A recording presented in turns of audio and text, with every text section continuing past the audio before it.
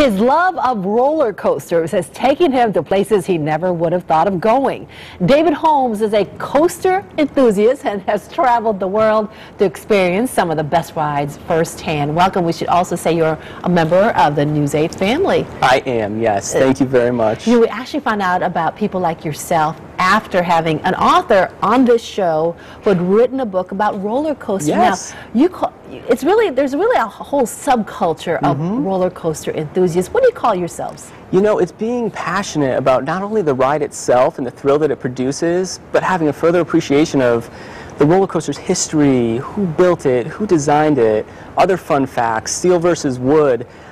It's, you know, setting goals to ride new coasters and, you know, traveling to places that you would not normally visit. It's a great way to see the world. Are there a lot of you out there? There are a lot of us out there. Internationally, there are a ton of us around the world. And I've actually made friends with people around the world just by being a roller coaster enthusiast and going to organized trips and different meets. Wow, that's amazing. It's great, though, to hear that passion. Yes. How did you start? I always loved roller coasters, I mean, as a child, and I would say it wasn't probably until my early 20s when I really started to pursue riding new roller coasters and traveling to new parks and, you know, having goals, like even some childhood goals of parks that I always wanted to visit.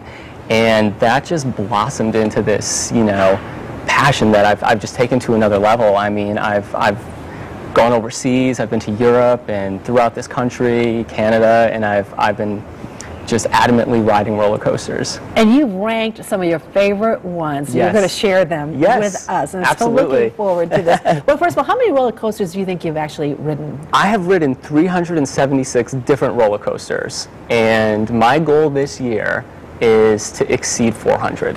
And you have notes, you write down everything about these roller coasters, you share it with people? Yes, I do. I keep everything, you know, organized. There's so many different ways that coaster enthusiasts keep track of. It's called your credits.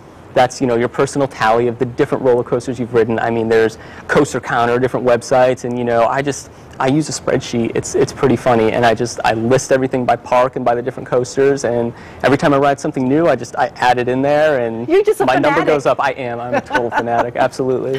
All right, let's take a look at your top 5. Yes. And the first one is really rather close by, isn't it? It is extremely close by. Number 5, according to David. And this is? This is Boulder Dash. This is located at Lake Compounce right here in Bristol, Connecticut. And the fantastic thing about this coaster, I mean, it is world renowned. I mean, it is easily a top 5 wooden roller coaster amongst enthusiasts around the world.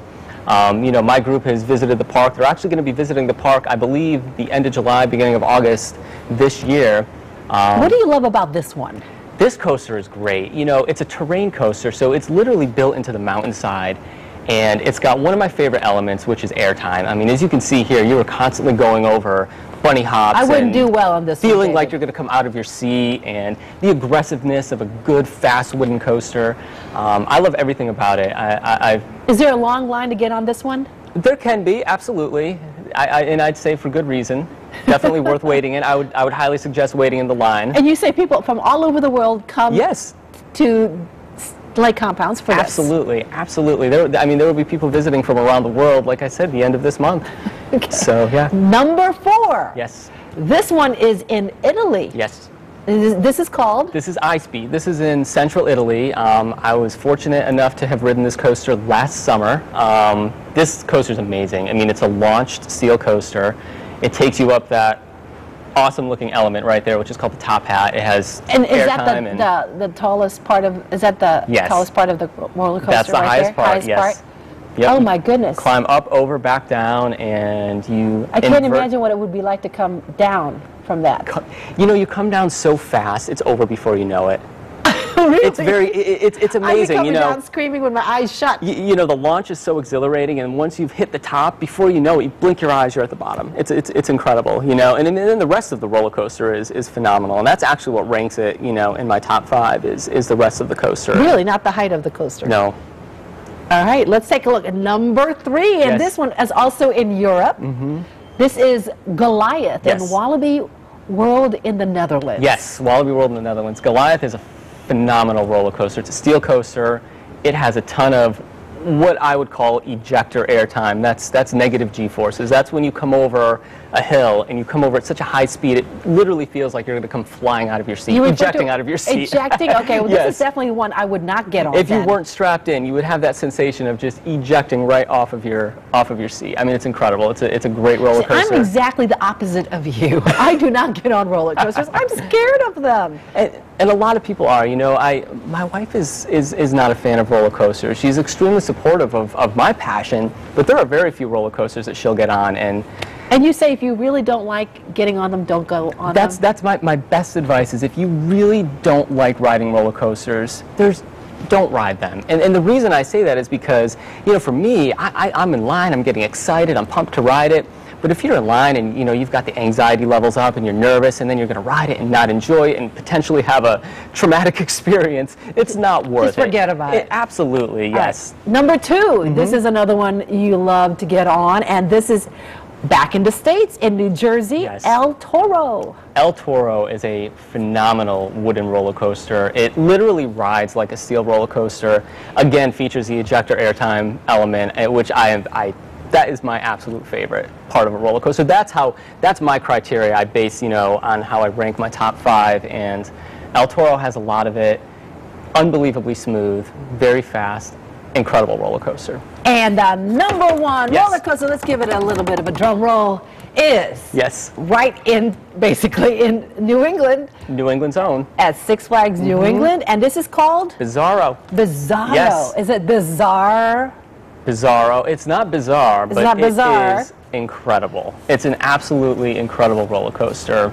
Ejector airtime, as I mentioned with the what others. makes it number one in your list? For me, it's the drop is incredible, and the amount of airtime throughout the ride, and the smoothness of the ride, the speed of so the ride. it's not just one or two places, it's Oh, yeah. throughout the entire ride. Throughout the entire ride, you are constantly feeling like you're going to come out of your seat in that ride, and it's amazing. And that coaster is literally, it's arguably the #1 steel coaster in the world amongst enthusiasts everywhere. I mean, the one coaster that rivals it is Expedition G-Force, which is located in Germany, which I was actually supposed to ride last year, and unfortunately it was down for my visit, but I do have, you know, I do have plans in the future, or a goal, I should say, to ride it. So if you get to that one, that might be your number one? It could be on my number one, and it could bump Bizarro down to number 2. I don't know. I haven't ridden it yet. Not until you get there. Not until I get there. So, but as of now, it's. Now, if people want to know more about these roller coasters, you actually have 2 websites, and one is the group that you're part of. Yes, that would be Theme Park Review. Yep. Theme Park Review. Theme Park Review. And it's themeparkreview.com? Themeparkreview.com, absolutely. It's a